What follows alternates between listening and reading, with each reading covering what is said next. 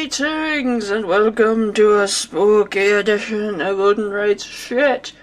Today I have for you my inky pits for this Halloween season, and I've got 3 for you this time, and everybody knows my love-hate relationship with Chesterfield, but I decided that these inks were a nice one to try. They're very festive in fall, and I got these from xfountainpens.com, and they were having a clearance on them.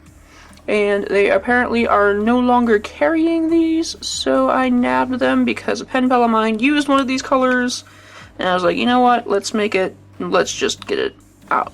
And what was really cool was that I originally ordered the 25ml bottles of all 3 of these colors, but they sent me a 50ml instead, so they must have been out or something, but that was cool! So yes, these 3 I'm going to try out and see what we have up with. I hope they will perform a bit better. I haven't tried too much with the Fire Opal, but I really enjoyed the color.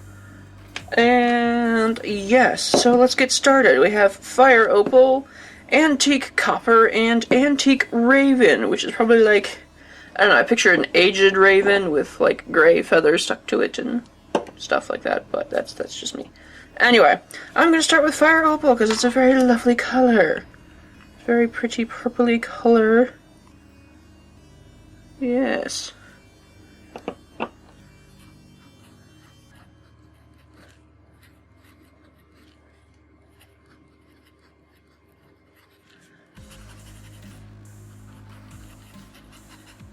Lot of mileage on this.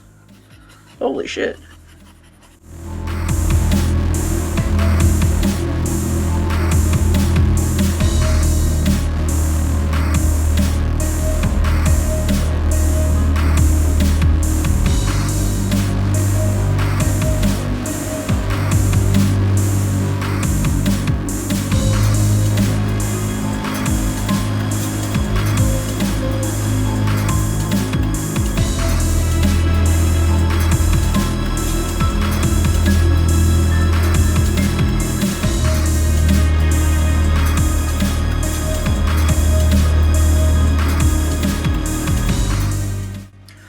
Alright, so this is what we've got. Fire Opal actually reminds me quite a bit of Diamine's Pumpkin, which is something that I am also a very big fan of.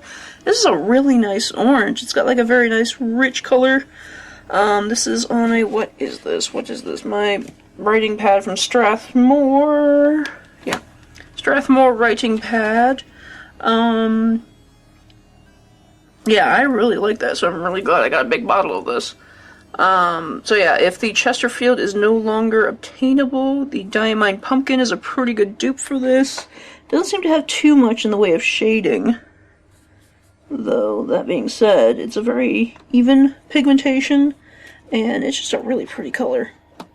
The, Ancient Coppers has a lot of shading going on with this one. This one also has a pretty rich color, but it's not as, like, it took me quite a few dips to get this whole thing set up, so this one the Fire Opal performed a lot better in terms of mileage, so it's kind of interesting how Chesterfield varies from color to color, but I guess that's just how the pigment goes. It's a lot like that in the makeup world, too, which is annoying, but, you know, so, I mean, it's it's got some red basing to it. And obviously some shading. The Antique Raven is really nice. It's like a steel gray, almost black. There's a little bit of shading going on in here, but the ink just kind of, I don't know, this one behaved in between these two, I think. So it's a really pretty color. And let me see if I can get you guys close up to it so you can see what we got here. Yeah. It's very spiffy. I really like that Raven. It's a very rich color. And I'm not sure if I have anything like that, because it's not a black. It's definitely a gray, but it's a very deeper gray, blue-toned, cool-toned, very cool-toned. And then on shitty paper, I was really impressed with Fire Opal on the shitty paper. Even as juicy as the dip pen was, there's feathering, but it barely feathers. In a fountain pen, that'll perform pretty well. The other two kind of performs about as much as you'd figure. A lot more feathering going on, and let's see, on the back side we got quite a bit of bleed through with that, even on the fire opal, so you probably wouldn't want to use any of these inks double-sided. Which, you know, comes to be expected. So let's try the water test, although I'm definitely not holding my breath with these kind of inks. I don't think these were renowned to be anything special.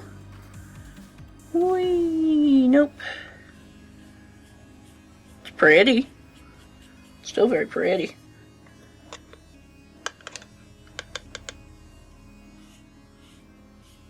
Yeah, that one holds its own pretty well, actually. And I can already see the raven just kind of... Ooh, yeah, that's a mess. Ooh.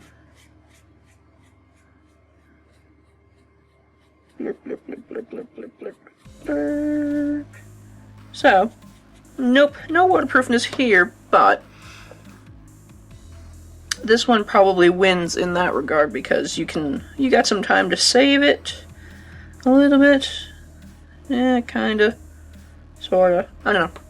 You make really pretty watercolors with it, but yes! And then I want to do some honorable mentions. I wanted to buy more of these, but I don't think I have this video up yet. But I wanted to mention ink in a bag, because it's ink in a bag. This is the Toucan ink. If I have a link to this, I will put it somewhere on the screen. I got it in aqua. I wanted to get it in crimson and bright green, because one, I really enjoyed the bright green, and it was a very Halloween-y color. And then crimson, which was closer to like blood, because this looks literally like a blood bag, and it amuses me so much, and I think it was very appropriate for Halloween or stuff. I was kind of skeptical on their crimson though, because their crimson looked a hell of a lot more pink, so it's just one of those things that I kind of have in person and show off. But anyway, so that's my honorable mentions for my inky picks. So what are your guys' inky picks on this season? Do you often write letters for Halloween? Do you have Halloween greetings? So what inks do you choose for that? Or if you have any special inks that you save just for Halloween, let me know in the comments down below and what properties you look for.